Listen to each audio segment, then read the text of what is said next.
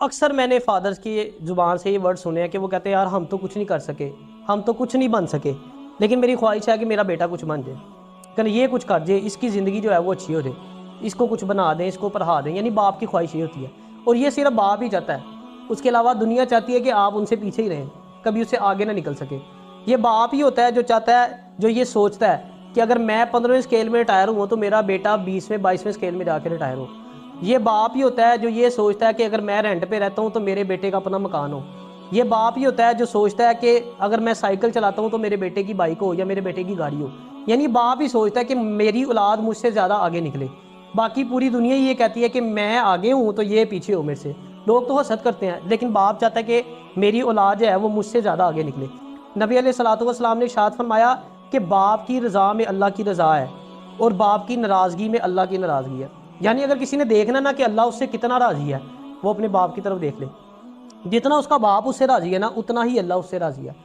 پھر نبی علیہ الصلوۃ والسلام نے ارشاد فرمایا کہ جو باپ ہے نا وہ جنت کا درمیانی دروازہ ہے۔ ماں کے قدموں کے نیچے جنت ہے نا، باپ دروازہ ہے جنت کا۔ اب دروازے سے ہی گزرنا ہے نا جنت میں، وہ دیوار ٹاپ کے تو نہیں جانا، جانا تو دروازے سے ہی ہے، تو دروازہ تو باپ ہے۔ اس کی آپ ایسے ایگزامپل لے لیں، اگر مثال کے طور پہ میں ایک پراپرٹی آپ کے نام کر دیتا ہوں، میں نے رجسٹری آپ کے نام کر دی، لو ہے مکان تہاڈا آیا۔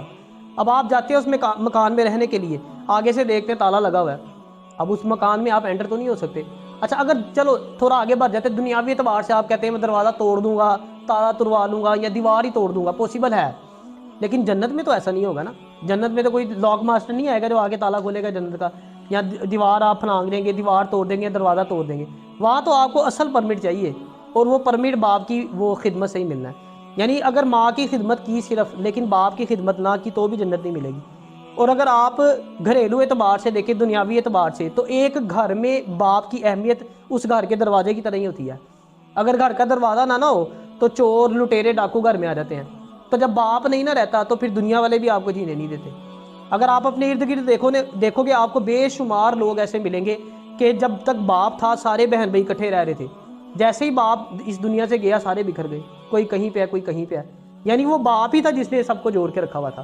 باپ اس طرح ہے جیسے ایک مکان کا پلر ہوتا ہے، جیسے کسی بلڈنگ کا کوئی پلر ہوتا ہے، اگر اس پلر کو ہٹا دیا دے تو لینٹر نیچے آ جاتا ہے۔ تو باپ کا جب سایہ نہیں نہ رہتا تو یہ جو رشتوں کی عمارت ہوتی ہے نا، یہ بھی گر جاتی ہے۔